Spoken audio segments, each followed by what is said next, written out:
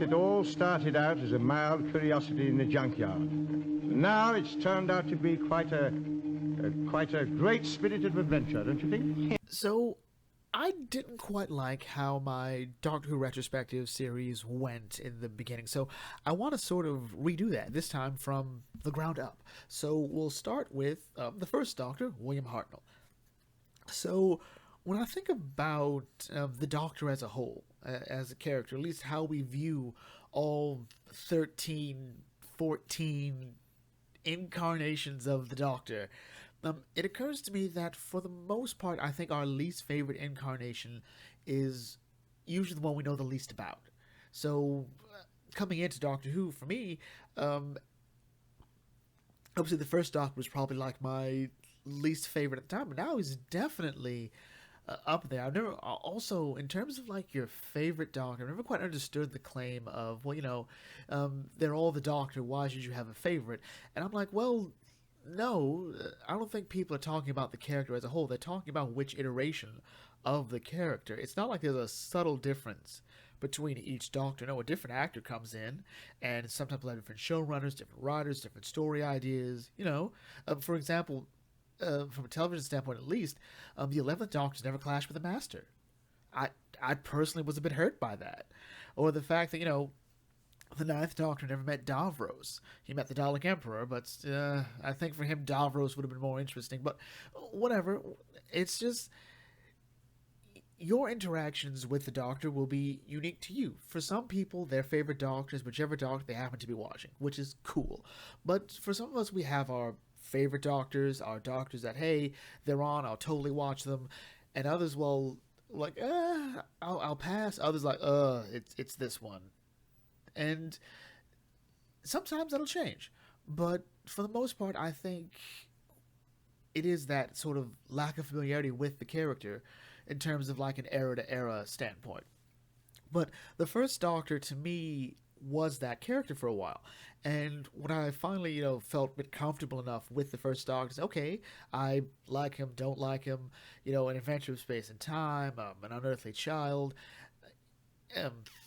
Twice Upon a Time, The Aztecs, Doctor Who Revisited, some audio plays, and here's what I've learned about the first Doctor. He is without a doubt, and I put money on this, the grouchiest, most irritable, most I'm probably going to leave these two out here to die incarnation of the Doctor ever. And I love him for it. He's very much the authority figure for the Doctor that you don't quite see later on. I would say 1 and 3 are definitely sort of trying to convey themselves as authority figures. At least they're written as authority figures. Like they just sort of have that sort of presence about them. And I think it also comes down to the fact that, early on for Doctor Who, the premise was sort of that the Doctor would be this sort of like the World War II era grandfather. They would say like, I think someone, another reviewer once said like, your grandfather knows everything about everything, and that was just it. And William Hartnell's Doctor does that very well. And he sort of has it like, hey, look, I'm smarter than you. Let's just accept that right now. I don't care if you don't accept it, because I am smarter than you. I don't have to prove anything else. And it's sort of the story of watching him become the hero. The first Doctor's era is, I think, a bit more fast-paced than later classic Who would be, at least for me. Usually there's something always happening, and the periods of silence would just sort of happen because of the time, aren't as relevant, and the first Doctor feels a bit snarky, especially when he first meets Ian and Barbara.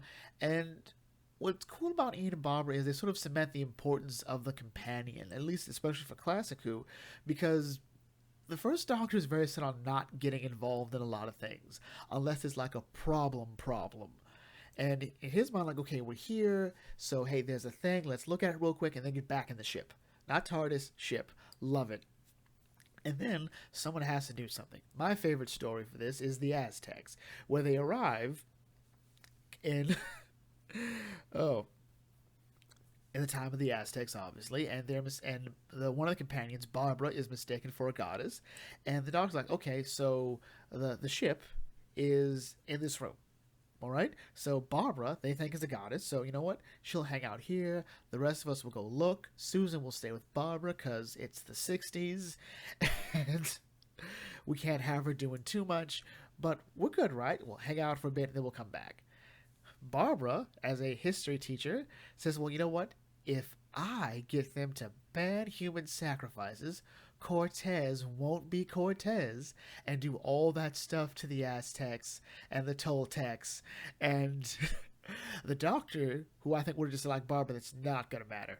But is like, no, you can't change history. So there's a chance it could happen, but it's sort of the very standard you can't change anything about history, which Doctor Who will later play around with that idea for the longest time. In my opinion, the most standout thing about the First Doctor's era isn't the fact that, say, it's the Daleks that really push the Doctor into being the sort of hero we know him as, which I think is appropriate. That characters like the Daleks and the Cybermen are, even this early in the show's career, play that bigger role for the Doctor. It's Susan. Susan is an oddity because we don't know much about her. We get the general gist of it. She's the Doctor's granddaughter. She says she's his granddaughter. He says that's my granddaughter. New Who even makes the reference, I've been here with my granddaughter. And audios have gone out of the way to say, oh, this is my granddaughter Susan.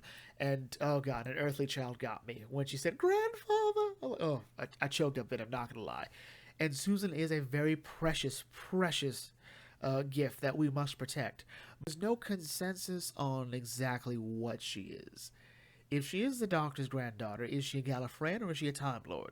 This is sort of one of the obscure things about Time Lord society. Some say Time Lords can give regenerations to their children. Others say, well, remember the looms? As to how Gallifreyans are born. Time Lord is a rank, not a race. It's a subspecies of Gallifreyan. You have to, go to the academy to become a Time Lord, and bobbity-bop. So there's not much to that to go on. Like, we don't know if Susan can regenerate. We don't know if her if her son, the Doctor's great-grandson, has the ability to regenerate, if he has two hearts. We don't know that. So, yeah, it's a bit confusing sometimes. But overall, I think the First Doctor's era is like every other era of Doctor Who. Fans should do themselves a favor, do themselves a service, and watch at least one episode.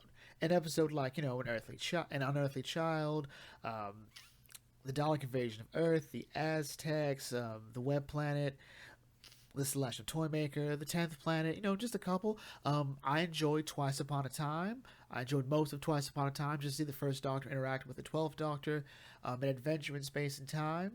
Both of these are with David Bradley as the First Doctor, and I think he does a great performance, as well as his audios. David Bradley First Doctor audios, I think, are really good too. And with that in mind, I think that's enough. We'll bring this video to a close here. So if you're new to the Bucket Think Tank, free to like, comment, share, subscribe.